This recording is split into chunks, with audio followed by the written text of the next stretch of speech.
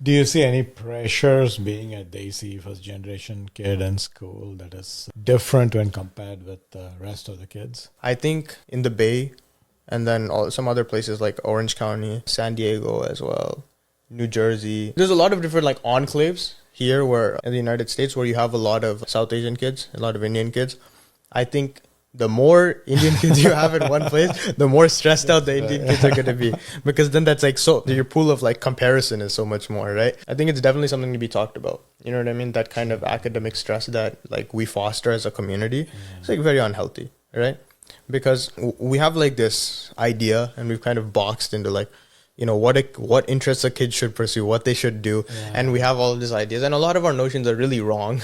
Yeah. Right. And that's why like we're pushing out like cookie cutter kind of, you know, as a college admissions officer, I'm getting a lot of, you know, disingenuous kind of things. Right. And I think that works to the detriment of kids. Right. Who like they worked hard, but they worked hard for something that they didn't love. Right. Yeah. And then it works to the detriment of the kids who do love it. Right. Because if I have to read through essays of 50 other kids from the exact same background, right? With exact same ECs, exact same thing. And you're the one kid who was like, you know what? I love this really niche field of medicine and I love doing research in this. And then I'm going to read that. I'm going to think, okay, your dad got you this position or whatever, and you're just doing this, whatever. And it's like, I've seen a million of this already. And by that time I'm tired. Yeah, I don't want to see this. So it works at detriment of everybody. Both for those, right? And the people who are really smart are kind of just people who do what they want to do. You know what I mean?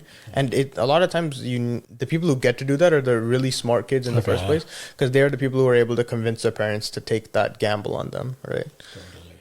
So let me see what else I have in questions. We've been having such great discussions on various trends and influence. And just reaching out and connecting, like when you see somebody my generation, what are the things that make you, not so appealing? I think a lot of people are, right? But they have to be able to talk to those people about things that they're interested in. Yeah. I just happen to be interested in a lot of things that you could kind of categorize under like uncle talk, right? You don't want... So do you find a lot of us more preachy than we should be in general? Or? No, because I don't think I encountered that end of the spectrum that much, right? Because I think for there to be that kind of preachy dialogue about a lot of things, right? It has to be coming from like this, like you don't care to listen. Yeah. You don't care to understand what I'm talking to, so then I have to beat it into you.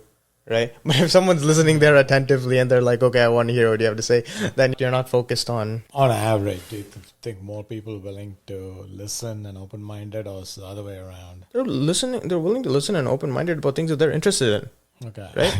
Because here's the thing, right? Average kid is not interested in history of India or all of these other things, right? Like whenever I can talk to somebody about the history of their country, linguistics, right?